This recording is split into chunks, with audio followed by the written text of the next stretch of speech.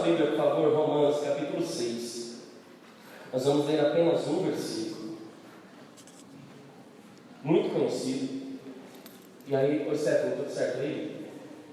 E aí, conforme a gente for falando dos tópicos, aí nós vamos ter os outros versículos que complementam os tópicos, tá?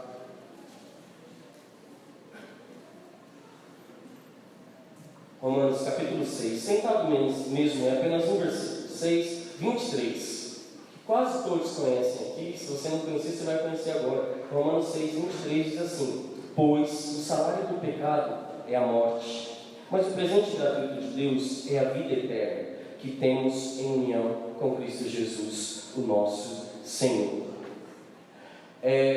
Vou ler outra vez? Eu vou ler outra vez. Pois o salário do pecado é a morte, mas o presente gratuito de Deus é a vida eterna, que temos em união com Cristo Jesus, o nosso Senhor.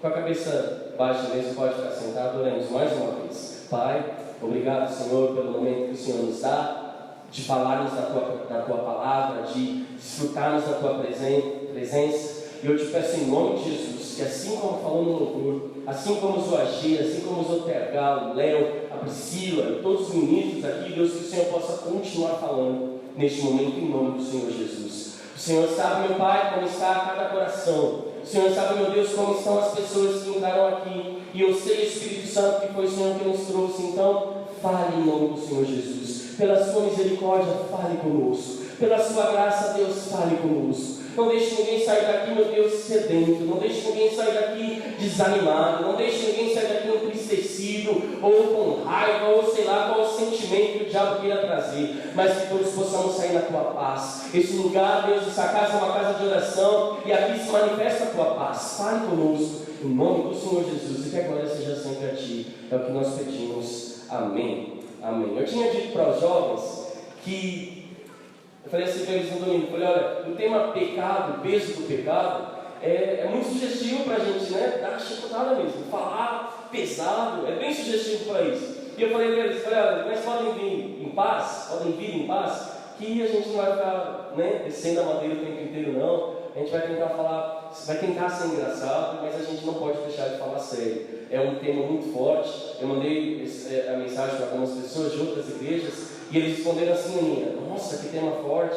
Se eu não tivesse evento na minha igreja, certamente eu estaria com vocês. Eu estou surpreso, na verdade, pelo número de pessoas que nós temos, porque por ser feriado, né, prolongado, as pessoas viajam e deixam para ver seus amigos, mas glória a Deus que nós temos boa parte da mocidade, dos adolescentes, dos irmãos aqui. Então, antes de nós falarmos da palavra, vamos aplaudir o Senhor, porque Ele é bom.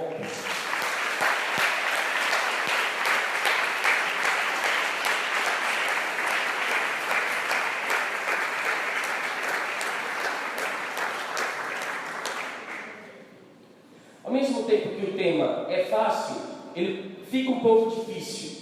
E essa semana eu estava conversando com o pastor e compartilhei com ele algo que nós estamos estudando na faculdade nesse semestre. E aí nós temos vários psicanalistas, nós temos Freud, nós temos várias pessoas que vão falar sobre a mente humana. E eles dizem assim, quanto mais o tempo passa, eu tenho um professor, McGregor, e ele tem uma teoria do X e do Y. Eu não sei se algumas pessoas conhecem, mas ele diz assim, nós podemos pegar toda a humanidade e dividir em duas equipes. De um lado nós colocamos o X e do outro lado nós colocamos o Y.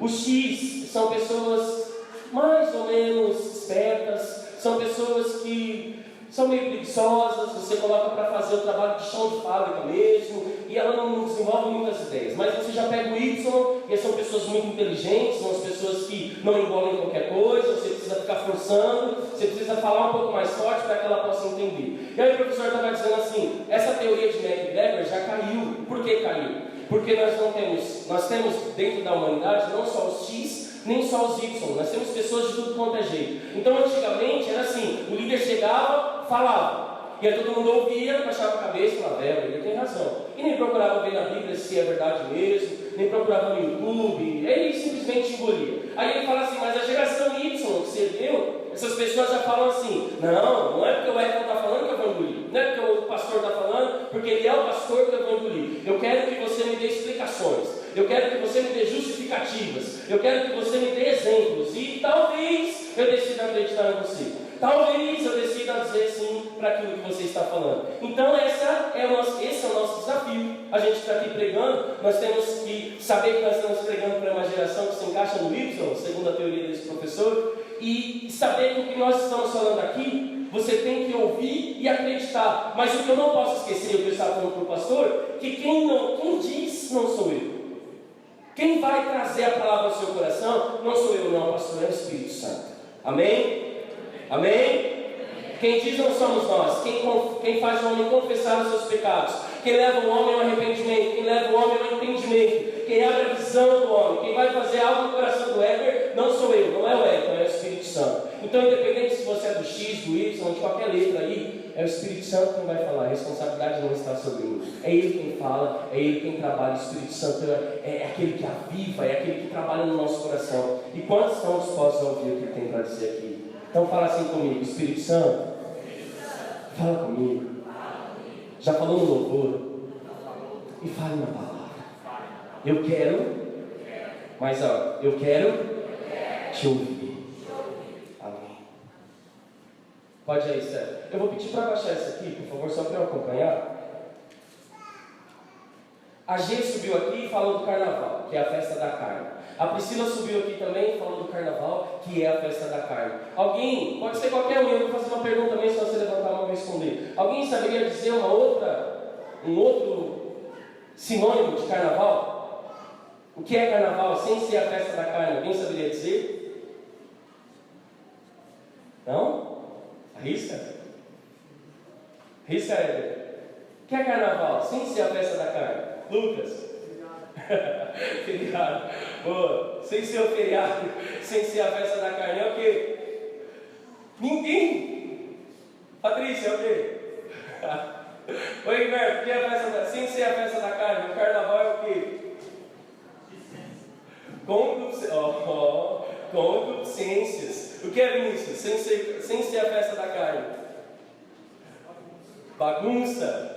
Euforismo, pé na jaca, gente mentirosa, gente... eu estava hoje lá, deixa eu contar aqui um negócio para vocês. Eu estava lá mexendo na minha casa, aí, estudando, aí daqui a pouco gritaram lá e eu lembrei que a Priscila tinha marcado com o eletricista justo hoje.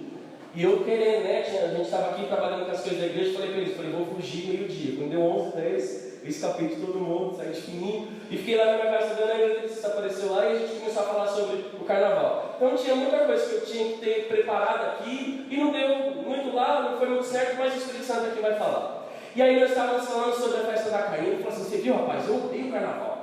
Eu odeio carnaval. Todo mundo fica pulando, aquele monte de mulher sem roupa dançando, isso não é para mim, eu sou casado, tenho filho, que não sei o quê. Inclusive ele disse que estaria hoje, mas não deu. Aí ele estava falando sobre o carnaval. E eu falei para ele o que eu tenho para compartilhar aqui com vocês. Vocês sabem, ou talvez não saibam, que o carnaval ele começou lá atrás como uma brincadeira. Como uma brincadeira.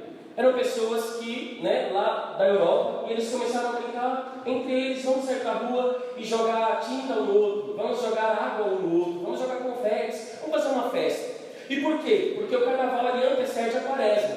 E na quaresma você não pode falar palavrão, você não pode comer carne, você não pode dar vazão à carne. E o que é dar vazão à carne? Você não pode fazer tudo o que você quer fazer. Então você não pode ter práticas ilícitas. A minha mãe falava isso, minha mãe era cristã, ela tinha umas bagunças na mente, ela falava, na época da quaresma, vocês não podem falar coisa feia, vocês não podem mentir, porque é pior. E se você mentir nesse período aqui de 40 dias, que antecede a Páscoa, então é uma sequência. Vem o carnaval, depois vem os 40 dias da quaresma, e depois vem a Páscoa. E aí, então eles dizem assim, como a gente está para chegar na quaresma, e a gente não pode falar, não pode mentir, não pode fazer sexo, não pode fumar, não pode fazer um monte de coisa, então vamos abusar aqui no carnaval. Aí eu queria que vocês pensassem comigo que não é uma coincidência. O Natal, Éder, quantos dias nós comemoramos o Natal? 1, quase 2, 24 e 25. 25 mesmo é o dia da comemoração. Ano novo, Elisa, quantos dias nós comemoramos? 1, quase 2. Quase 2. Pastor, quantos dias nós comemoramos o dia dos namorados? Ô Priscila, quantos dias nós comemoramos o dia da Bíblia? Ô Rosana, quantos dias nós comemoramos o dia das mães? Ô Ô, Margot, quantos dias nós comemoramos o dia do pastor? Nenhum, né? Ninguém não lembra que mês que é isso. Dia do pastor, para que dia do pastor, né? Mas você pega todo o calendário, você vai ver feriados, pontos facultativos, datas comemorativas. Segundo o Facebook, todo dia é dia do amigo, né? Todo dia é dia que você abraça seu amigo. Você abre lá, todo mês é dia do amigo. Você não sabe mais qual é o dia certo. Mas o carnaval, todas as outras coisas nós comemoramos. Aí tem a Páscoa, que a gente comemora sexta, sábado e domingo. Fica falando da Páscoa, ainda dá uma escapadinha. Mas vem o carnaval, aí na sexta-feira o povo começa a falar de festa. Aí vai pro sábado, pro domingo, segunda, terça, quarta. E tem um monte de gente que vem na quinta e sexta, sábado e domingo. E volta cachaçado para trabalhar na segunda-feira. É verdade ou não é? Então a festa é a concupiscência, é o que, sei lá, que outras pessoas falaram aqui, que é o dia de você extravasar, a semana de você falar assim, eu vou fazer tudo o que eu quero, eu vou trabalhar como eu quero trabalhar. No Brasil nós temos um pouco mais de 206 milhões de pessoas. E segundo os dados do IBGE, sabe quantas pessoas desses 206 vão para a rua para festejar, para dançar, para comemorar a festa da carne? Mais de 10 milhões de pessoas. Pelos dados do IBGE e pela uma pesquisa feita, o governo federal liberou para que fossem confeccionadas 77 milhões de camisinhas. E tudo para que o povo pudesse dançar. E tudo para que o povo pudesse festejar. Aí eu pergunto para você, se estão tantas pessoas no mundo dançando, curtindo, e que algumas pessoas dizem, não, é simplesmente uma festa. E que antigamente essa festa ela era financiada e propagada pela Igreja Católica. O catolicismo romano falava, é dia do carnaval, vamos fazer o carnaval, vamos dançar, brincar com a família e nos divertir. Só que aí o tempo foi passando, as culturas foram entrando, outras pessoas foram tomando conta disso, e aí virou a festa que é hoje. É a pura festa da carne. É no carnaval, é na época do carnaval que as pessoas mais engravidam. É na época do carnaval que você tem mais DSTs, que são doenças que são transmitidas pelo sexo. É no tempo do carnaval que tem mais morte. Os dados do IBGE vão dizer que em fevereiro e dezembro são os meses de mais mortes. Por que dezembro? Porque dezembro é comemoração de família, comemoração de Natal. Então as pessoas que estão longe, distantes da sua família, elas entram em depressão e acabam se matando. Por que é também em fevereiro? Porque as pessoas perdem o juízo. Tomam, comem, fazem tudo que não deve para fazer, e alguém diz que ela tem que se matar, e por causa de algum motivo, então ela se mata. Então, é no mês de fevereiro que, como dizem algumas pessoas, a bruxa está solta. E aí eu pergunto para você, se tem tanta gente bagunçando, se tem tanta gente fazendo coisas que são boas, e que nós sempre vamos ouvir as pessoas dizendo, o pecado é bom. Se não fosse bom, a gente não tinha que ficar lutando contra isso. O pecado é bom. Mesmo coisas que não parecem ser boas, ainda são boas. Então, por exemplo, você vai dizer assim, eu não vejo a bondade de ser um invejoso. Não é tão bom ser invejoso. Mas para a carne, para as concupiscências da carne, isso é bom. Então, se tem tanta gente dançando, tanta gente pulando, e tanta gente participando de uma festa, o porquê que você está aqui? Essa é a pergunta que nós queremos começar. Por que você está aqui? Por que eu estou aqui? Por que nós estamos aqui? Sabe responder para você mesmo? Por que é que nós estamos aqui? Tem algo em mim e você, tem algo em nós que talvez nós nem saibamos explicar, que tem saudade do que é o céu, que tem saudade do que é eterno, do que é bom, do que é santo. Tem algo em mim e você que te impulsiona a vir para esse lugar. Então eu quero, Stephanie, põe o vídeo aí, tá certo? Nós pedimos desculpa para vocês que eu fui com o pastor essa semana para a gente ver, arrumar esse negócio aqui, porque não está tão nítido, não deu certo para arrumar. Mas eu espero que você consiga ver o vídeo acho que 1 minuto e meio. Eu quero que você entenda. Pode deixar alto, PH, por favor. Não havia nada. Nada além do silêncio de trevas sem fim. Mas o Criador sofreu perante um grande vazio e sussurrou: faça-se a luz. E a luz foi feita. E era bom. O primeiro dia. E então a luz disforme começou a ganhar substância e forma. No segundo dia. E nosso mundo surgiu. Nosso lindo e frágil lar. E uma grande e calorosa luz nutriu seus dias. E uma luz menor encheu as noites. E houve a tarde. E a manhã. E outro dia. E as águas do mundo juntaram-se. E em meio a elas apareceu o chão seco. Mas um dia se passou. E do sol apareceram coisas. Um tapete verde grosso se estendeu por toda a criação. E as aves também ficaram cheias de vida. Grandes criaturas das profundezas que não existem mais. Uma vasta multiplicidade de peixes, alguns dos quais ainda nadam por estes mares. E logo, o céu foi povoado de pássaros. E houve uma tarde e uma manhã, o quinto dia. Agora o mundo inteiro estava repleto de seres vivos, tudo que rasteja, tudo que se arrasta e todos os animais que andam pela terra. E isso era bom. Estava tudo bom. Havia luz e ar, água e terra. Tudo limpo e preservado. Havia plantas e peixes e árvores e animais, cada um conforme sua espécie. Tudo baixo de um todo maior, tudo em seu lugar. E estava tudo aqui pronto. É o paraíso. Mas não era nas mãos do Criador. E então o Criador fez o homem, e ao seu lado a mulher, pai e mãe de todos nós. Ele deu a eles a escolha. Seguir a plantação das terras ou preservar as bênçãos da luz.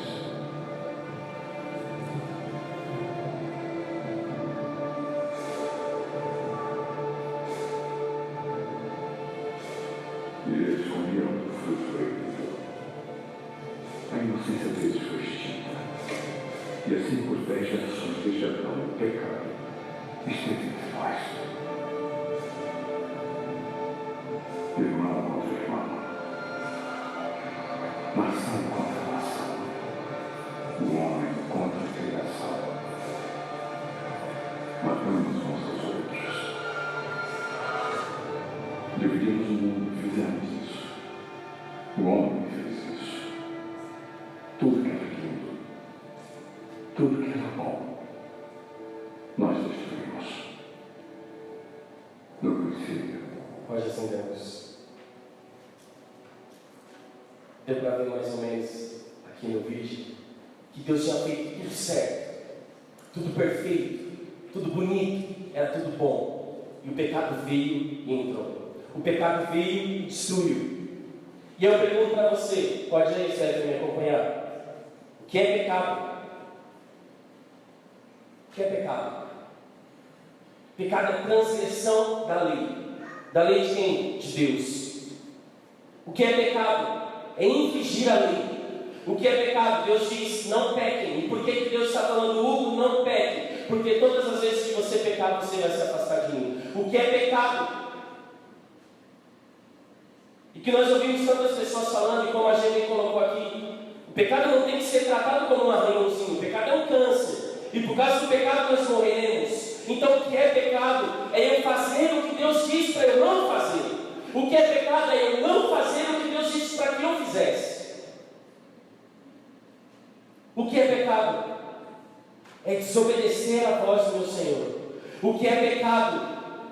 É abrir mão de um relacionamento com Ele, porque eu quero fazer as minhas vontades. O que é pecado é não ser guiado pelo Espírito Santo. O que é pecado é ser guiado pela carne, é alimentar a minha carne, é fazer aquilo que a carne quer. E o apóstolo Paulo vai dizer, não alimentem a carne, mas alimentem o Espírito. Não façam o que a carne quer, mas façam o que o Espírito quer. Porque todas as vezes que você faz o que a carne quer, você está pecando. E é esse pecado que está nos afastando de Deus. É esse pecado que nos deixa distante dele. Só que tem algo em nós, e em todas as pessoas do mundo, que chama a Deus, que tem saudade do que é de Deus. De que tem, eu lembro, eu sempre falo isso, de uma pregação, eu tinha acho que 16, 17 anos, o Edberto subiu aqui, e como essa pregação mexeu comigo, ele falou assim, existe um espaço em cada um de nós, que é exatamente do tamanho de Deus. Existe um espaço no Alex, em cada um de nós, que é exatamente do tamanho de Deus. Porque o apóstolo Paulo vai dizer em Atos capítulo 17 que nós fomos criados por Deus, que Deus tinha uma intenção quando nos criou, para que nós pudéssemos achá-lo. Porventura, se tateando, como alguém que anda no escuro, quisesse encontrar, pudesse encontrá-lo, para ter relação. E aí, quando eu não tenho essa relação, então eu estou fora do propósito. Quando eu não tenho essa relação com Deus, com o Espírito Santo, quando eu estou distante disso, então eu estou fora do propósito para o qual eu fui criado. E quando eu estou fora do propósito, então meu coração tem algo vazio. Então há uma bagunça dentro de mim. Há uma bagunça dentro de nós. Há uma bagunça dentro das pessoas que hoje estão pulando. Há uma bagunça pessoas que estão hoje deitadas e simplesmente assistindo televisão. Há uma bagunça dentro de nós e que essa bagunça só vai ser solucionada, só vai ser arrumada se o Espírito Santo estiver. Só que a Bíblia diz que o Espírito Santo não vem onde há pecado. Porque pecado é o quê? É sujeira. Por que o Espírito Santo não habita em algumas pessoas? Por que o Espírito Santo não usa algumas pessoas como ele queria usar? Porque está no meio de sujeira e porque está no meio do pecado. Então nós temos que olhar para o pecado com a devida seriedade. Não devemos fazer olhos largos para o pecado. Não devemos dar passos largos referente ao pecado e dizer, não, isso aí não tem problema. Isso aí não tem problema não. O pastor sempre fala aqui de pecados de estimação, que são aqueles pecados que a gente vai abraçando e vai acariciando, e a gente sabe que é errado, mas a gente não consegue largar. E a gente sabe que não é para fazer, que Deus não está se agradando, que isso está impedindo o meu crescimento espiritual, que isso está impedindo o Senhor agir em mim, mas eu vou abraçando. Como se fosse uma namorada, como se fosse um bichinho de estimação, um bichinho de pelúcia, que você pega assim, vai tratando como se fosse muito gostoso, muito legal. O Espírito Santo está olhando e dizendo, mas você está dizendo, Deus, só esse, só mais hoje. Quem aqui nunca pensou, foi cometer um pecado e falou, só hoje, eu sei que não é certinho, mas só hoje. E aí a gente vê o sorriso de vocês e sabe que é verdade, porque isso já aconteceu comigo, isso talvez já tenha acontecido com o pastor, talvez já aconteceu com a irmã Vaninha. Ela fala assim, eu sei que é errado, eu sei que o Senhor não aceita, mas o Senhor está falando, nesse só hoje, nessas pequenas coisas, você está se afastando. Recentemente eu li um livro que chama Pecados e Pecadinhos. E no livro tem uma planta que não sei o nome, mas é talvez não, acho que o pastor sabe. É aquela planta que ela tem uma cabeça assim, que parece de pena, e você pega ela e sopra, quando faz, ela espalha todo no ar. Não sei se alguém sabe o nome dessa planta.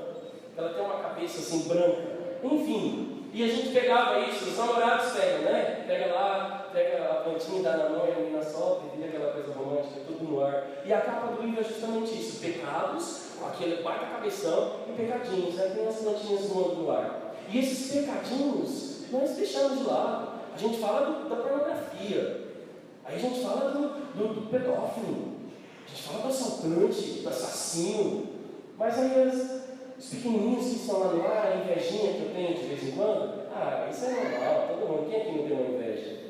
O ciúme que eu tenho, deixa isso pra lá.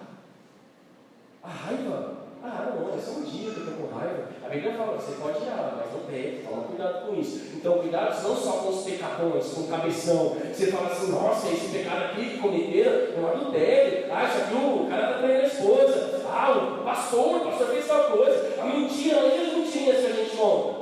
Quantas vezes eu já falei aqui que a Priscila fala, quem quebrou esse copo? Só moramos nós dois. Eu falo, não sei.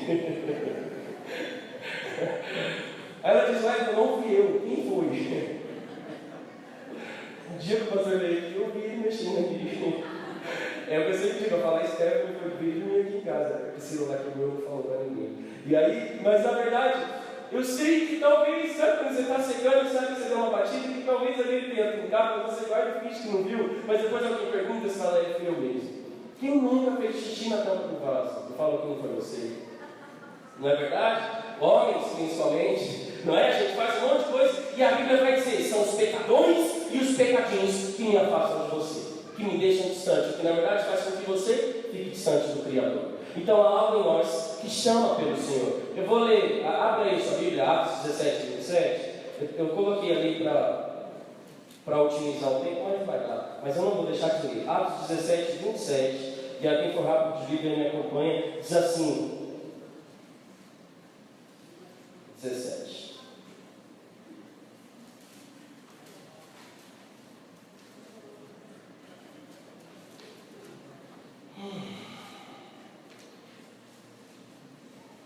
Atos 17 e 27. Ô Jesus, ajuda a gente. Ele fez isso para que todos pudessem procurá-lo e talvez encontrá-lo, embora ele não esteja longe de cada um de nós. O que eu posso estar falando? Que ele nos criou para que nós pudéssemos procurar e encontrar, para que nós pudéssemos estar perto dele. Então, se nós estamos distantes dele, significa que não foi o que o Senhor planejou. Você vai ler a carta aos Efésios, lá no primeiro capítulo, o apóstolo Paulo vai dizer assim: da fundação do mundo, antes da criação, antes de tudo existir, antes desse vídeo que a gente viu agora, antes de tudo isso, o Senhor já nos tinha comprado nele, o Senhor já nos tinha feitos nele. Ou seja, antes de tudo já havia um plano. E qual era o plano do Senhor? O apóstolo Paulo vai dizer: o Senhor queria unir tudo que há no céu e na terra. Antes, olha que coisa maluca, antes dessas coisas serem feitas, antes do jacaré, antes da maçã, antes da mula, antes de qualquer bicho, que a mula é a junção dos outros lá, mas antes de qualquer bicho, antes do crocodilo, antes do mato, antes da folha, antes da água, antes de tudo, o Senhor já tinha falado: eu tenho um plano, eu quero unir o que há no céu e o que há na terra. É isso que o Senhor quer. O Senhor quer usar você para unir. O Senhor quer unir com você. O Senhor quer trabalhar em você. Então, é esse espaço em nós que vai ficar vazio, que você vai tentar preencher com qualquer outra coisa, mas não vai dar certo. Olha o seu irmão e fala: ei, não vai dar certo. Você pode preencher com qualquer outra coisa. Eu vivo falando isso para os jovens. A gente vê umas meninas. Vocês querem que eu pegue leve os jovens aqui, tá? Leve ou mais pesadinho? Pesadinho? Pode ser pesadinho? Então tá bom, vocês falaram. Depois você fala ali com o pastor. Nós temos umas pessoas que e isso não encaixa. Sabe quando a gente age na burrice? É por isso que eu perguntei para você. Quando a gente é meio burro, às vezes eu sou meio burro, porque nós queremos trocar, substituir aquilo que era tão bom vindo da parte de Deus por uma tolice que o diabo apresenta. Então a gente começa a falar assim, o Léo começa a dizer: nossa, eu estou sentindo essa tristeza profunda, essa depressão, porque eu preciso arrumar uma esposa, porque eu preciso arrumar uma namorada. O Espírito Santo está falando que você precisa de mim. O Everton está falando assim: mas eu preciso de tanto dinheiro no meu bolso, a minha carteira está vazia e por isso eu não quero mais ir para a igreja. Os irmãos aqui não sabem, mas vem esses meninos aqui, eles vêm cada hora com uma situação, dizendo assim: eu falo, por que você não foi no culto da ceia, meu irmão? Aí diz assim: eu estava chateado. Chateado por quê? Porque minha mãe fez eu lavar a louça a tarde inteira. Eu falo: é por isso que você não foi no culto? Vai passar, ora por mim. Você chega no outro, a gente sabe, eu não estou mentindo, eles sabem disso. O outro fala: vai, meu filho, para a igreja, por quê? Porque eu estou chateado. Mas com o quê? Não sei, mas eu estou chateado. Ora por mim. Eu vou falar com o pastor. Pensei em ir para melhorar. Pensei em ir para a Batista, porque eu estou chateado. Aí você fala: mas é o quê? Não sei. Aí você fala: é com a mãe, com o pai, com a igreja, a gente pode. Não sei, eu só sei que eu estou chateado. Aí começa a encher o olho de lágrimas, me deixa, não fica me cobrando, porque se cobrar eu saio mesmo daí. Parece que é mentira, parece que é brincadeira, mas é verdade. A Deise aqui, ó. A Deise é uma dessas. A Deise tem cada história que ela não veio no culto. E aí, você pergunta para ela: quais são as notícias? Próximo tópico aí, sério. Todos pecaram e todos perderam a glória de Deus. Aí para isso eu quero deixar aqui mais ou menos para você. Eu quero chamar um amigo meu. Pode, amigo não, mentira, não é meu amigo não. O cara ali que está fazendo o personagem é meu amigo, mas o personagem é o pecado. Eu quero que você suba aqui o pecado muito rápido, mais rápido que você puder. Eu vou tirar o microfone aqui só para explicar para vocês. Nós temos a mania de acreditar, de achar, não sei lá se é mania, mas a gente acredita que os pastores, no olhar de Deus, são melhores do que o pedófilo. A gente acredita que no olhar de Deus, o santo, o pastor santo, porque prega a palavra, é melhor do que João, que é um bêbado e está caído na esquina. Ao olhar de Deus, eu estou falando. Nós temos a mania de acreditar, de achar que o trabalhador, aos olhos de Deus, é muito mais especial do que o vagabundo, que não trabalha, ou que decidiu descansar num período grande, para não chamar ninguém de vagabundo. A gente tem a mania de acreditar que o Senhor vai separar, com o olhar dele, com a graça dele, da forma dele trabalhar. Nós estamos falando aqui na terra, tá? Não é no céu não. Nós temos a mania de acreditar que o Senhor fala assim: a Janaína é muito de Deus, então eu vou tratar a Janaína de uma forma, mas o Elton é tão grande pecador, então ele vai sofrer. Falando da obra que Deus tem para fazer na igreja, falando de como Deus olha para a igreja. Então nós temos aqui vários grupos de pessoas. Aqui nós temos pastores, apóstolos, líderes, dirigentes de círculo de oração. diaconisas, ministros de louvor, está tudo aqui dentro. Aí o Senhor pega e fala, põe esse saco aí, então por fora. Tá? Estão aqui de pastores, gente boa, gente que entende muito da palavra. Aí nós temos aqui o cara da Umbanda, nós temos o católico, os evangélicos, nós temos os budistas, está tudo aqui dentro. Nós temos os ateus, os maçons, estão todos aqui. Aí Deus fala, põe lá no saco, junto com os pastores, os líderes, os dirigentes, põe tudo lá. Aí aqui nós temos os estupradores. Aí você fala, não é possível que vai colocar junto com os pastores. Nós temos os drogados, os mentirosos, os fofoqueiros. Glória a Deus que nos evangelhos, né? Ninguém fofoca. Tem os pedófilos.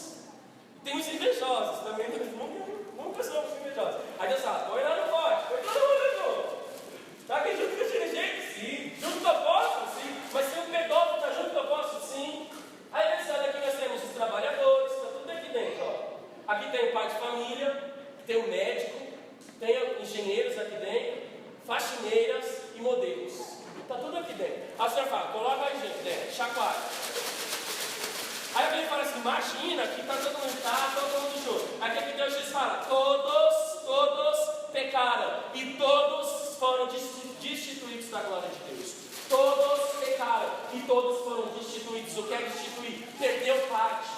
Perdeu o pregório, não é mais. Antes era, agora não é mais. Todos pecaram. Por causa de quem? Quem começou? Quem começou? Quem? Nossa.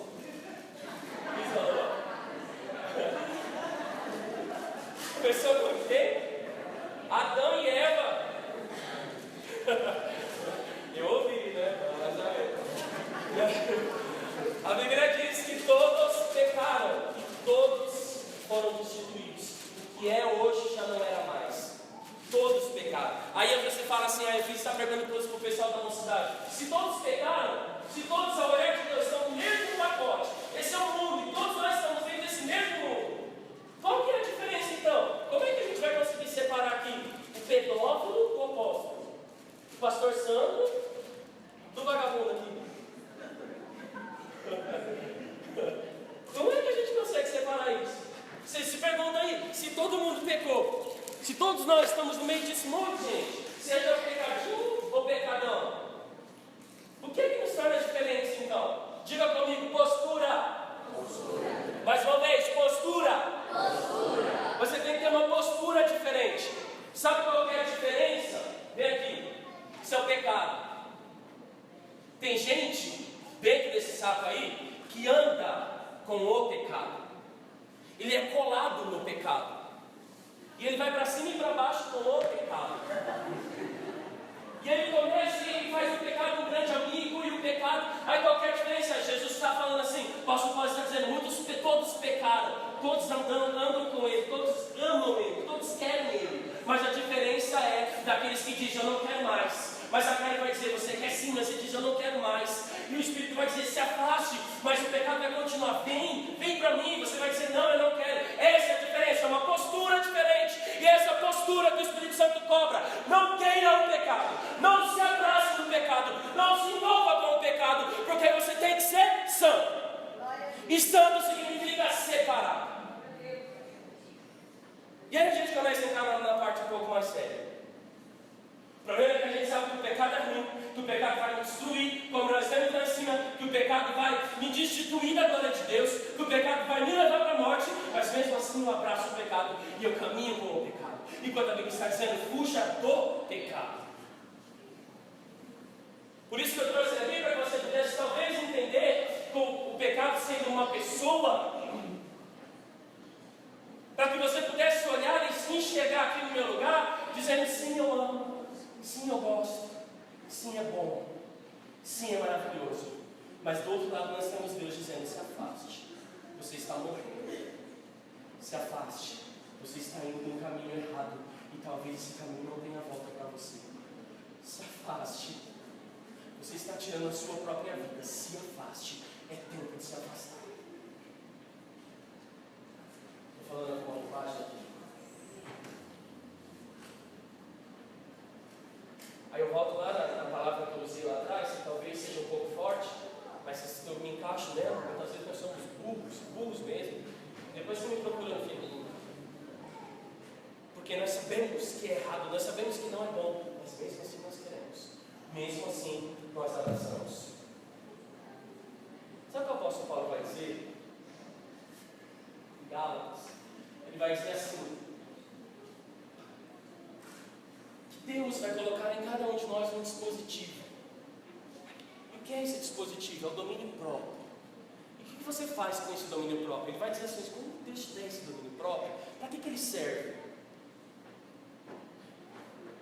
A sua carne, né? Nós somos espírito, alma e corpo. A alma e o corpo se juntam, a alma faz aqui um trabalhar aqui em você, que vira o que nós chamamos de carne. Aí a carne vai querer sempre o pecado, vai querer sempre o sexo, vai querer sempre as drogas, vai querer sempre a mentira, vai querer sempre ser orgulhoso, é sempre o dono da verdade, é sempre ele que manda. A carne é a esquentadinha da vez, sabe, a irritadinha, que fala, eu mando mesmo. Essa é a carne. E o Espírito vai dizer assim, não gente, ô carne e corpo, vocês não podem ser assim não, eu tenho que dominar vocês. Aí o apóstolo Paulo vai dizer assim, quando o Espírito estiver dominando a alma, quando o Espírito estiver dominando o que nós chamamos de carne, então sim vocês estarão distantes do pecado e parecidos com Deus. Mas se você não consegue se afastar do pecado, significa que você não é cheio do Espírito, e significa então que você não tem o domínio próprio. Porque, repita comigo, aqueles que têm o Espírito têm o domínio próprio. Agora mude, aqueles que são cheios do Espírito têm o domínio próprio. Automaticamente, eu vou pedir para você repetir, aqueles que são vazios, aqueles que não têm o Espírito, não conseguem se dominar, não conseguem ter o domínio próprio. O que ele está falando não é a Jana que vai me dominar, não é o líder que tem que me dominar, não é o pastor que vai me dominar, é o domínio próprio, é meu. Eu vou ser ensinado a dominar as minhas concupiscências, eu vou ser dominado, eu vou ser ensinado a comandar tudo aquilo que quer me gritar, eu vou ser ensinado pelo próprio Espírito a comandar aquilo que é mal. E aí então nós teremos participação, e lá daqui a pouco nós vamos ler sobre isso. Daqui a pouco nós então teremos participação naquilo que é a glória de Deus. Nós teremos participação naquilo que é santo, naquilo que é puro, naquilo que é limpo. Mas enquanto nós estamos caminhando entre o pecado e a vaidade, entre o amor e a alegria, entre a tristeza e a arrogância, entre aquilo que é bom e aquilo que é mal, o Espírito Santo vai dizer, ali eu não entro, porque eu não me deixo escarnecer, eu não me misturo com o que é profano, eu sou santo e eu quero que meu povo seja assim, santo. E aí sabe onde nós chegamos? Em um bando de jovens, em um monte de gente, chorando à torta e à direita, por besteira, jovens deprimidos. Esses dias eu fui pregar no Congresso de Jovens Capricino, e o tema que nós demos na abertura lá, você sabia que há 7 anos atrás, você tinha uma taxa de mortalidade que era muito para as pessoas que são mais velhas, para as pessoas que têm mais de 50, de 60 anos. E por que essas pessoas se matavam? Porque elas foram deixadas pela família, porque já estavam em doenças terminais. Então elas diziam assim, eu já não quero mais. Isso há 7 anos atrás. De 7 anos para cá, tudo isso foi mudando, tudo isso foi, e repentinamente, tudo isso foi aumentando. Quem começou agora então a tirar suas próprias vidas? Lá atrás tinha, mas era pouco. Agora nós temos uma transformação. Já não é mais a escala de senhores, é uma escala de jovens entre 14 e 28 anos de idade. Jovens tirando suas próprias vidas porque eles acreditam que tudo acabou. Jovens tirando sua própria vida porque terminou o namoro e acham que o namoro é o fim da vida, então não prestam mais para viver. Jovens que porque brigaram dentro de casa, porque perderam o emprego, então eles acham que a melhor saída é tirar sua própria vida. Recentemente a Priscila e eu ouvimos de uma pessoa que nós conhecemos, colocou no Facebook que a menina fez uma carta, uma menina de 18, 19, 20 anos, escreveu uma carta e ela colocou assim, eu já não aguento mais essa vida, a minha família está devendo para um monte de gente, nós não sabemos como fazer, nós não sabemos como pagar, e por isso eu estou tirando a minha vida. E tomou um monte de chumbinho. Aqui de Perus, não muito distante de nós.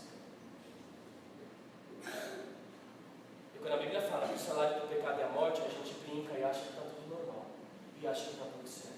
Eu vou correr aí, mas eu não vou cancelar nenhum toque. Amanhã é feriado, todo mundo descansando. 4. O que acontece quando pecamos? Fala comigo assim: separação. Separação. Antes de falar de separação, tem uma coisa aqui que eu coloquei, só para ilustrar para vocês que o apóstolo Paulo fala, né, desse dispositivo que é colocado em nós de domínio próprio. É de dizer assim: a voz do comando é minha. É o Espírito quem vai comandar. O Espírito comanda o meu espírito e eu comando a carne. O apóstolo Paulo vai dizer que essa voz de comando, quando ele dá, né, que é esse domínio próprio. Aí eu tenho algo, foi muito engraçado que aconteceu na nossa sala essa semana. Nós temos um professor novo. E aí o professor falou assim: gente, vamos fazer a chamada. Nós somos quase 70 alunos. Ele falou: vamos fazer a chamada, e conforme eu for dizendo o nome, você levanta a sua mão que eu quero ver o seu rosto. Aí, isso, né, faltando 1 minuto para a gente ir embora, todo mundo cansado, mas tudo bem. E aí ele começou a dar aberto. Ele levantou a mão e olhava. Adriana. Yara, Ana Carolina, e foi falando os nomes. Aí uma menina levantou a mão e falou assim: professor, você fazer assim outro dia, porque você vai, conforme o semestre for passando, você vai conhecendo a gente, né? E ele ficou parado assim, eu bem na frente dele, ficou parado. Ela falou: você vai conhecendo a gente, está todo mundo cansado, a gente quer ir embora, depois você conhece. Aí ele pegou e falou assim para ela: a sala é minha, eu tenho o direito de fazer como eu quero, mas obrigado pela sugestão. Aí todo mundo ficou: vixi. Ui. Ai. E aí quando ele falou isso, logo o Espírito Santo falou comigo. Parece uma coisa muito besta, parece uma coisa muito boba, mas logo o Espírito Santo falou comigo. É esse tipo de domínio que o Espírito tem que exercer sobre a carne. Ele tem que dizer: eu mando aqui, não você. Eu cito as regras, eu dito as regras. Eu digo o que é para fazer e o que não é para fazer. O problema é que a carne está sambando, né? A gente fala do carnaval, está a carne lá dentro de nós. E sambando. E aí você vem para a igreja na carne. E você vem aqui, ouve uma oração, ouve um ministro falando com você. Você ouve a palavra de Deus e ainda sai na carne. Aí por isso é que acaba quando a gente começa a dizer assim: ai, que palavra ruim do pastor. Ai, a Patrícia no louvor, pelo amor de Deus. Ai, Lucas, falando que você está mal. Ai, como é que é ruim fazendo louvor? É carne. É carne ou não é? Como eu disse aí, sim ou não? Quantas pessoas andando na carne e o Espírito está falando assim: eu quero que você seja dominado pelo Espírito. Mas vamos lá, porque a gente tem que continuar aqui. O que acontece quando nós pecamos? Separação. E aí nós vamos dizer assim: eu só não vou pecar porque eu vou morrer. Esses dias aí, entenda o que você quiser, mas esses dias aconteceu algo entre mim e a Priscila. E a Priscila falou assim para mim: entenda, quando você peca, quando você erra, não é só contra mim, contra o pastor, contra a igreja. Você tem que pensar que primeiro é contra Deus. E aí nós estávamos conversando sobre isso em casa. E ela estava me discipulando, chamando a minha atenção. E ela disse assim: porque quando nós erramos, independente do erro que for, nós temos que entender que nós estamos falhando com o Senhor. Nós estamos desligando com o Criador. Nós estamos desonrando o Senhor, não o outro. Não só pensar no outro, e não só pensar em si mesmo. Então é um grande erro você dizer assim: eu não vou pecar, o Alex dizendo assim: eu não vou pecar porque senão eu vou morrer. Eu não vou pecar porque senão o pastor uma hora vai descobrir. E você sabe que tem um monte de pecado que fica escondido, mas a Bíblia diz que uma hora tudo será colocado às claras. Tudo vai ser trazido. Tudo vai ser, sabe o telão? Nós estamos vendo aqui o telão? Imagina a sua vida, imagina você aqui, os vídeos lá quando você está sozinho, passando aqui. E é como o Senhor vai trazer as claras, eu não sei. Mas a pior consequência do pecado, o pior resultado do pecado, é quando nós nos afastamos do Senhor. É porque nós nos afastamos do Senhor. Quando nós pecamos, se a Jana, ela continua andando em uma vida de pecado, então o Espírito Santo está dizendo: perto de mim não dá para você ficar. A pior consequência do pecado é você ser afastado do Senhor, é você ficar distante daquilo que é o Senhor. E longe de Deus nós não podemos ficar, e longe do Senhor nós não podemos permanecer. Aí, como eu já disse, a Bíblia vai dizer em Romanos 6,23: o salário do pecado é a morte. A sua remuneração por causa do pecado vai ser a morte. O seu pagamento, Fabiano, é como se o Fabiano trabalhasse para mim o mês inteiro e eu tiro o envelope e falo para ele: está aqui, ó, o que você vai receber: morte. A recompensa do pecado é a morte. 5. Você já parou para pensar? Pessoal, a gente só tem 7 tópicos. Você já parou para pensar?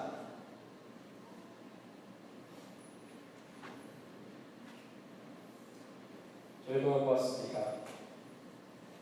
Romanos, depois anota aí para você ler na sua casa depois. Romanos capítulo 6. O apóstolo Paulo vai dizer assim, ó, antes do batismo, vocês eram de um jeito. Aí vocês morreram lá no batismo, nasceu um novo homem, uma pessoa transformada, como Cristo, que morreu e depois ressuscitou. Aí diz assim, porque era necessário que isso acontecesse, porque se não acontecer como aconteceu com Cristo, de ter passado por uma transformação de morte para a vida, então você não vai poder participar das coisas que ele tem. O apóstolo Paulo vai dizer assim, como você depois do batismo morreu o velho homem e nasceu uma nova pessoa, quando era lá atrás, antes do batismo, você era servo do pecado, você era servo das trevas, mas agora você pertence à luz, você agora caminha na luz, você já não mais caminha nas trevas, você já não mais é dependente do pecado, você já não é mais servo do pecado, agora você é servo do Deus Altíssimo. E é isso que o apóstolo Paulo está dizendo. Ele está falando assim, não haja mais como as pessoas que são dominadas pelo pecado, dominadas pela maldade, dominadas pelo erro. Aqui, Lucas, é o Lucas. Não é o Lucas de baixo, é o outro. Fica aí, ô pecado. Pode ficar, pecado. Não, pode ser pecado. É pecado, fica aí, pecado. Fica aí, pecado. Aí. O pecado que não entende as coisas. O apóstolo Paulo vai dizer assim: antes de você ser batizado, antes de conhecer a Cristo, era isso que acontecia. Ele te dominava, ele mandava em você. Eram as ordens dele, eram as ordens do império das trevas. Você servia as trevas. Aí o apóstolo Paulo vai dizer assim: mas você aceita Cristo. Você está dizendo assim, morreu o velho homem, nasceu uma nova criatura, agora um servo de Deus Altíssimo, agora uma pessoa que ouve o Espírito Santo, agora uma pessoa que caminha com Deus, agora uma pessoa que não quer mais, que sabe, que entende que não pode mais ser dominado por aquilo. Então o Espírito Santo está falando, viva de acordo com alguém que nasceu para mim. Faça o que eu quero que você faça, fale o que eu quero que você fale, porque você não pertence mais àquele caminho, àquele mundo de trevas, àquele mundo de morte, e você foi transportado para a luz. João vai dizer, ele vai dizer assim, filhinhos, não pequeis, mas se vocês pecarem, tem alguém que vai te defender. Ele mais para baixo ele vai dizer assim, sabe por quê? O nosso Deus é luz e nele não há trevas. Ele é luz e nele não há trevas, não há sombra de variação, não há nada que você possa dizer mais ou menos, é lá ou é cá. Ele vai dizer assim, luz é luz e trevas é trevas. Você antes era de uma forma, você via nas trevas, mas agora você foi transportado para a luz. Haja como uma pessoa da luz. Caminhe como alguém cheio de luz. Aí alguém diz assim, mas eu não sei andar na luz. Eu não sei o que significa andar na luz. Sabe o que é? Agora você vai fazer algumas coisas. Andar na verdade. Dizer a verdade sempre. Sabe o que é andar na luz? É passar a menina com uma sainha e você saber que a sua carne tem aqueles olhos, mas você diz, eu não vou olhar, eu não posso, eu não preciso. É algo em mim que diz que eu não posso. Uma lei do Espírito Santo em mim, ela está trabalhando. Sabe o que é andar na luz? É quando você está sozinho lá no seu quarto, no seu computador, no seu celular, e você diz assim, eu não vou entrar nessa site porque eu não preciso disso. Sabe o que é andar na luz? É quando alguém ganha a promoção que você queria ter ganhado, você chega e ganha, e chega na pessoa e diz, parabéns, Deus continua abençoando você. É quando alguém recebe um cargo novo vindo da igreja, o Heriberto era presbítero, agora ele foi pastor, parabéns pastor, muito bom. Porque eu não deixo a inveja me dominar. Eu não deixo a vida tomar conta de mim. Porque eu não fico, e daqui a pouco eu vou colocar uma máscara ali, porque eu não sou dupla personalidade. E nós vamos ver que o apóstolo Paulo fala assim, com gente que anda dentro da igreja, com gente que se diz cristão, mas que a vida dele é caminhar em trevas. Sabe o que o apóstolo Paulo vai dizer? Com ele você não deve nem comer uma refeição. Com ele você não deve nem tomar um copo d'água. É o tipo de pessoa assim você não pode fazer associação nenhuma. E aí nós tratamos como se fosse normal. E nós andamos como se fosse normal. Agora me diga uma coisa, por isso eu sempre falo para os jovens, como é que pode uma menina da igreja, cheia de Deus, que ora, que lê a Bíblia, que jejua, aí aparece o inferno lá, o cara das trevas, aí abraça ele e fala assim, eu estou ganhando para o Senhor. Aí abraça ele e fala assim, eu estou trabalhando na vida dele, o Senhor está me usando para trazer essa pessoa. Luz não anda com trevas. E ponto final. Quem é luz sabe que está caminhando com a luz. Ele diz: a treva não serve para mim. Essa semana eu estava falando com o pastor de uma mensagem que nós dois ouvimos. O pastor dizendo assim: você pega 10 jovens, 10 casos de jovens, que a menina era de Deus, ou o menino, aí começou a se mover com uma pessoa que não era do Senhor. Você pega 10 casos, e aí você vai lá e faz um relatório sobre esses casos. Dos 10, e isso é um pastor falando com conhecimento de causa. Dos 10, você vai ter um que a outra pessoa se converteu e veio para o Senhor. Os outros 9 foram levados para o mundo. Você vai ver lá, o pessoal que conhece, o site que eu escolhi esse lá. Você vai ver justamente ele falando sobre isso. Pastor, uma pergunta lá. Vocês conhecem o Nelson Júnior? Ele vai dizer assim, alguém perguntando: pastor, eu sou cristão, sirvo a Deus desde que nasci, conheço o Senhor, e o Senhor está trabalhando, fui batizado pelo Espírito Santo, e agora eu conheci um rapaz na faculdade, e ele não é cristão, e ele quer sair comigo, e eu estou apaixonada por ele. Posso ou não posso? Aí ele responde lá: não pode, não deve, luz não se mistura com as trevas, não deve. Aí alguém responde lá: mas o Nelson Júnior, que é um pastor de jovens, ô Nelson Júnior, mas eu conheço tantas pessoas, ou eu conheço algumas pessoas que se envolveram. Era a G e o Vinícius, um exemplo. A G não era de Deus, mas o Vinícius era. Eles começaram a namorar e o Vinícius trouxe a G para a igreja. Ele diz: você está falando de um caso, eu posso dizer para você 150 que não deram certo.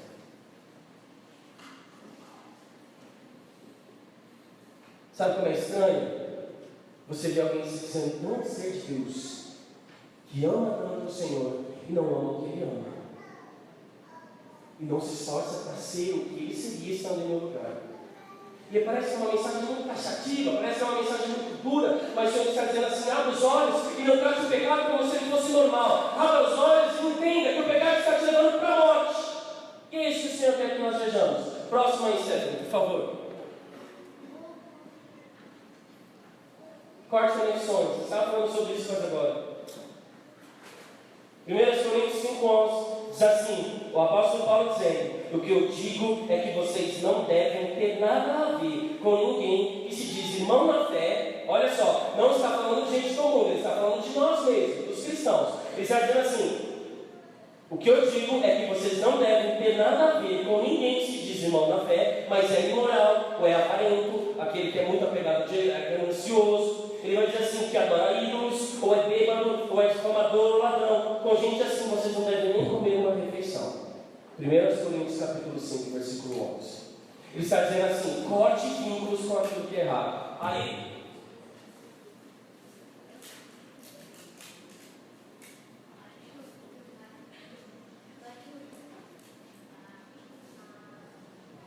aqui são alguns de nós, crentes. Vive de máscara. E é disso que o apóstolo Paulo está falando. Gente que anda com máscara, e você sabe que ele é assim, você não deve nem comer uma refeição com ela. Não se associe, não trabalhe com ela, não viva com ela, não fique perto dela, não se envolva com ela. E sabe por que ele está falando isso? Porque tem um monte de gente, de nós aqui,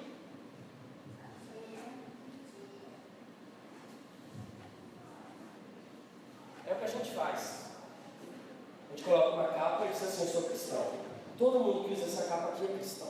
Aí você começa a dizer assim: ó, eu sou cheio do Espírito Santo. Quando eu oro, o fogo cai. Eu sou cheio do Espírito Santo. Aqui eu sou cheio do poder. Mas a máscara do Espírito Santo está dizendo: tire. Tire. Isso não é para você, isso não é para servo meu, isso não é para jovem da creio na Bíblia, isso não é jovem da Assembleia de Deus, não é para jovem da Batista, não é para ninguém. Isso aqui não é para você. Agora fique com a capa e diga: eu sou cristão. Aí levanta uma bandeira e diga na faculdade, diga no trabalho: eu sou cristão. Essa faixa aqui, essa capa está dizendo: eu sou filho do Deus Altíssimo. Tem alguém que me guia, é o Senhor Todo-Poderoso Todo-Poderoso, é Ele que me domina, é Ele que trabalha em mim, foi Ele que me chamou, começou a boa obra e até para terminar. Eu sou o servo do Senhor, e eu não visto máscara nenhuma, eu sou o que sou aqui, eu sou o que sou na minha casa, eu sou o que sou na igreja, eu sou cheio de Espírito.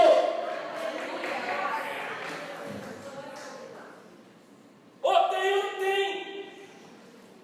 Às vezes eu vou falar para vocês, eu não te dou certo, a gente vai falar sobre isso no sábado. Eu não vejo a hora de chegar na hora do sábado aqui. 7. Eu não quero que Deus me deixe em paz. Aí alguém vai dizer assim, que frase estranha é essa? Dê aí comigo. Eu não quero que Deus me deixe em paz. Por quê?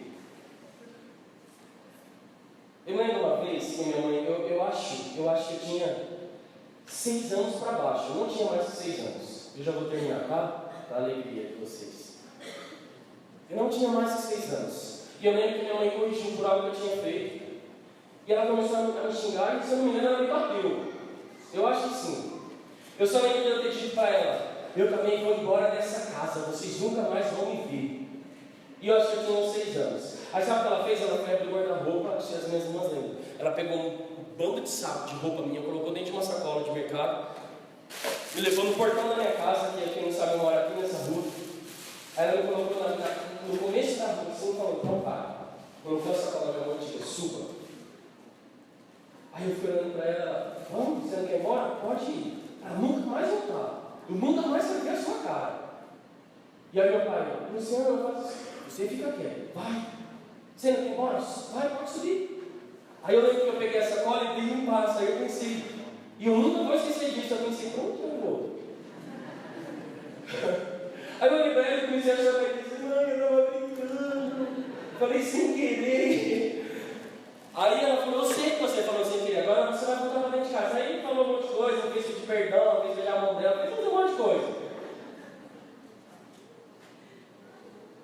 Mas sabe por que ela tinha dito isso? Eu deixei de propósito para falar essa última frase, porque eu falei para ela, ninguém me deixa em paz.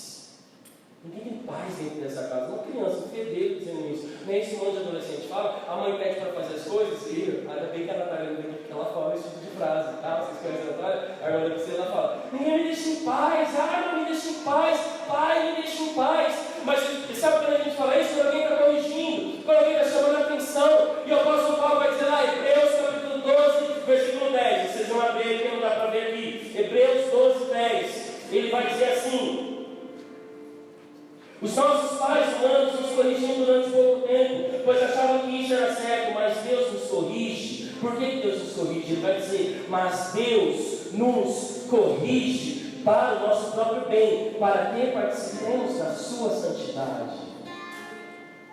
Olha aqui o apóstolo Paulo dizendo, por que Deus me corrige?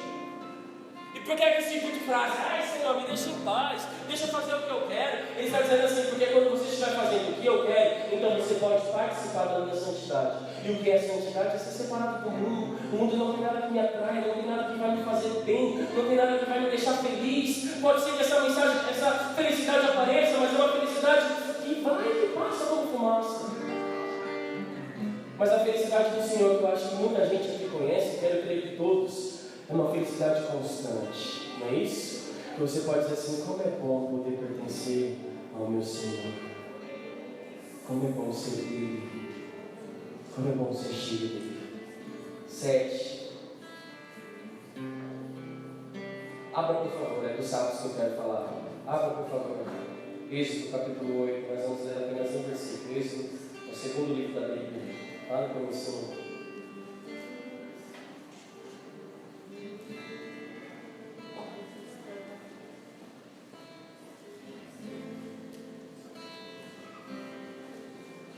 Êxodo capítulo 8, versículo 10. Êxodo 8, 10. O rei respondeu. Não vamos ler 9.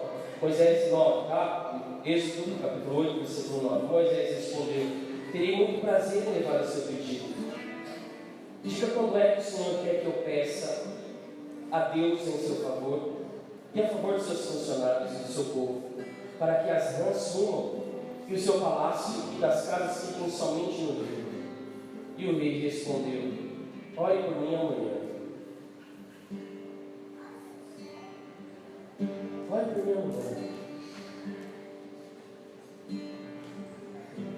As rãs faz parte de uma das pragas, né? Que Deus lançou no Egito. E quando chega a rã, quando vem as rãs, elas tomam conta de todo o país.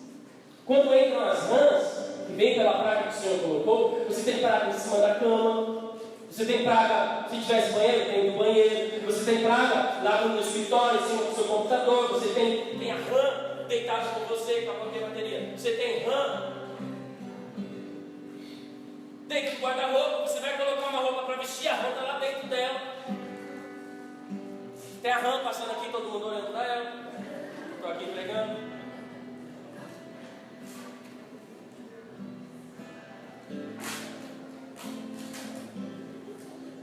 Entende o que eu estou querendo dizer?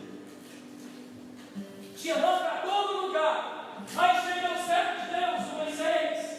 Aí eles estão falando assim, que foi o nome que a gente leu. Ele diz assim, o faraó, se você quiser, a gente vai orar, Deus vai tirar as rãs. Mas deixa a gente lá no deserto para oferecer o nosso sacrifício.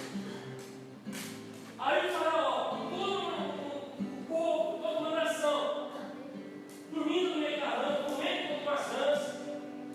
Você vai pôr roupa de uma rã dentro. Você vai pegar um cobertor de uma rã no meio dos cobertores. Você vai procurar água e encontrar água, porque tem rã no meio do rio. Você vai comer uma fruta, a rã está pulando no meio. Então, rã para todo mundo é lugar, é sal para todo mundo é lugar. Aí ele olha para Moisés e fala assim: amanhã só hora por nós. Mais uma noite com a rã. E a rã não é pessoa, não. Estão rindo aqui como se vocês estivessem falando de alguém.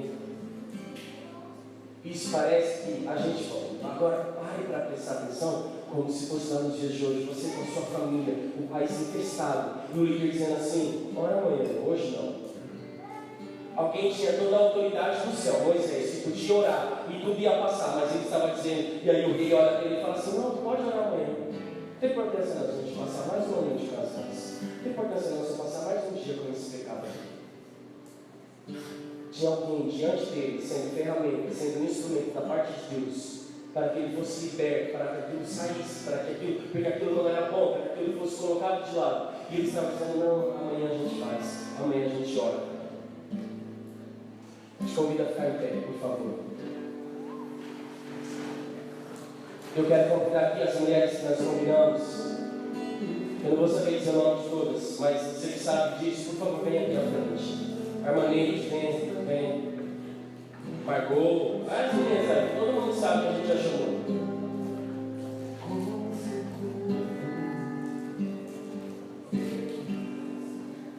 Mas eu vou pedir que vocês venham um pouquinho mais rápido, por favor.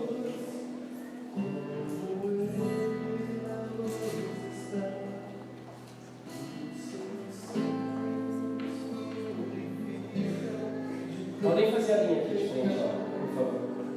Bem, pastor, prega o olho ali para elas, por favor.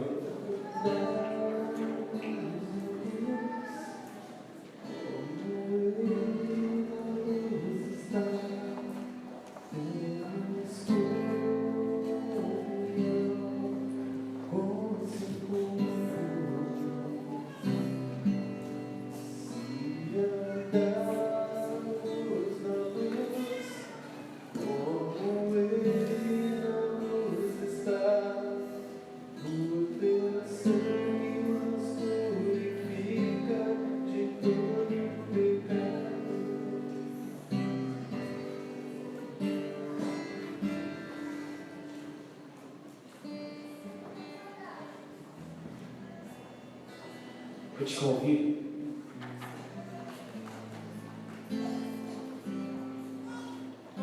te convido a... Sabe quando você quer se desligar? Tem vários dias do culto que eu estou aqui.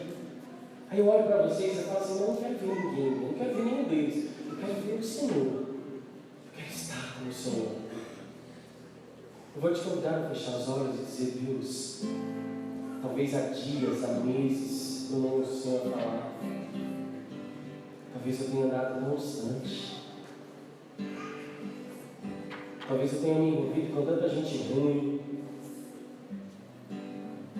Deus, eu não consigo orar de verdade mesmo, já faz mais de 2 meses. Já faz muito tempo que eu não sei o que é chorar na sua presença. Mas eu não quero ser assim. Eu não quero permanecer assim. Eu vejo todo mundo falando que é bom ser do Senhor, que é bom servir a Ti, que é bom caminhar com o Senhor, mas eu não consigo caminhar, eu preciso de forças. Eu não consigo, Deus, eu já me esforcei, eu já tentei, mas eu acho que todas as minhas tentativas foram por água abaixo. Todo mundo diz que constrói um castelo, mas o meu parece que não sai da primeira parte. Todo mundo diz que sente que foi levado para a pregação, que sente que foi levado para a ministra de louvor, que sente que foi chamado como alguma coisa da igreja, mas eu, Senhor, eu não sei para que eu fui chamado. Eu não sei pregar, eu não sei evangelizar, eu não sei cantar, eu não sei limpar a igreja, eu não sei fazer nada. Talvez, irmão, você tenha feito essa oração há dias, há meses, talvez você está fazendo essa oração agora. Senhor, todo mundo brincando nas coisas e eu parece que eu não tenho nada, todo mundo parece que caminha e eu caminho para nada. Eu olho para um lado, eu vejo as pessoas se dando bem, eu olho para o outro, eu vejo o outro recebendo algumas coisas, mas eu olho para mim mesmo, eu sou exatamente o mesmo. Há 2 anos atrás, há 5 anos atrás, eu não percebi mudanças. Senhor, o que é que está acontecendo? E cada vez que eu acho, Senhor, que eu vou me levantar, então vem mais uma onda. E cada vez que eu acho que vai dar certo, cada vez que eu coloco as minhas expectativas, então elas são frustradas, então o diabo aparece, então o diabo usa alguém, então algo acontece e eu deixo de ter aquilo que eu teria. Por que Espírito Santo está acontecendo?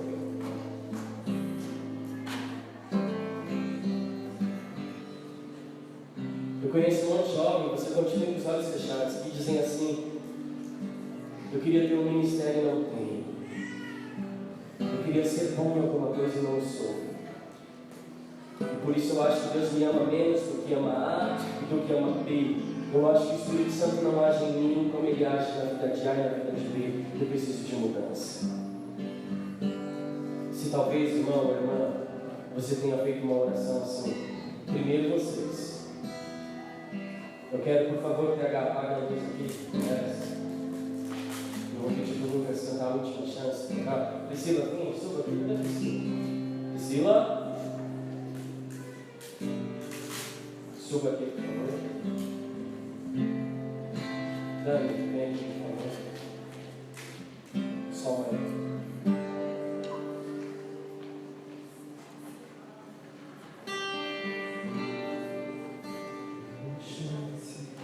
Deixa os olhos.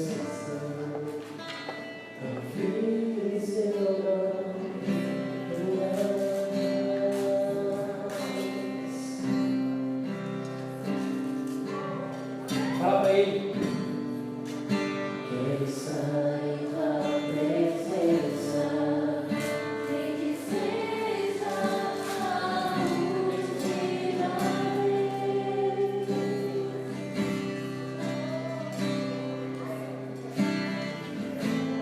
Se tiver que gritar, eu gritarei.